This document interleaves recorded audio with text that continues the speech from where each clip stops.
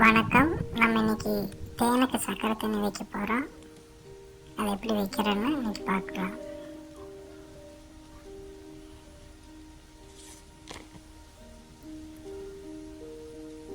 எப்பவுமே தேன் பெட்டியை லைட்டாக திறந்து ஒரு நிமிஷம் வைக்கணும். அப்போ தான் உள்ள டெம்பரேச்சர் அது பெரிய வித்தியாசம் இல்லாமல் இருக்கும். இதுலேயே தேன் ஈக்கில் இருக்கும்.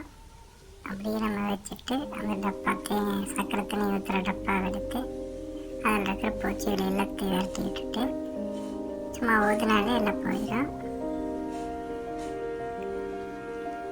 ஒருத்தவங்க தேங்காய் தொட்டியில் ஊற்றி வைப்பாங்க. நான் சின்ன டப்பாவில் கீழே ஓட்டை போட்டு வச்சுருக்கேன். இப்போ நம்ம சக்கரை தண்ணி ஊற்ற போகிறோம். சக்கரை தண்ணியில் கொஞ்சம் மஞ்சள் பொடி போட்டுக்கிறதுனால அது மஞ்சள் கலரில் தண்ணி தெரியுது.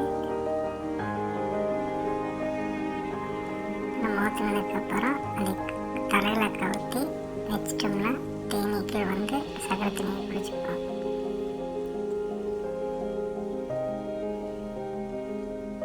லைட்டாக ப்ரெஸ் பண்ணி விட்டோம்னா அந்த தண்ணி அந்த கீழே இருக்கிற சந்தைகளில் வந்து நின்றுக்கும்.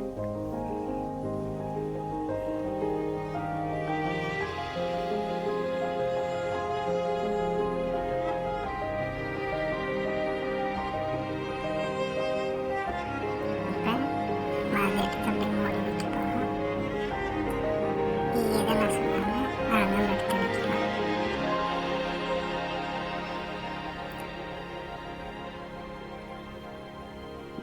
இந்த சந்தை இல்லாமல் மழை தண்ணியில் உள்ள போகாத மாதிரி கரெக்டாக வச்சு மூடணும்.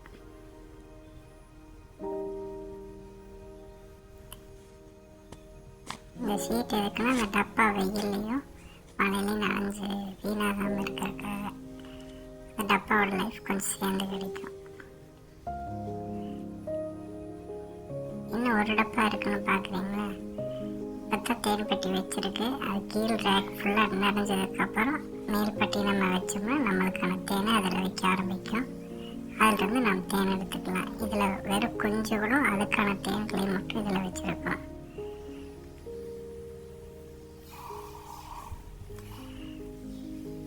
நல்லா டைட்டாக கட்டிட்டோம்னா கீழே விழுகாமல் இருக்கும்.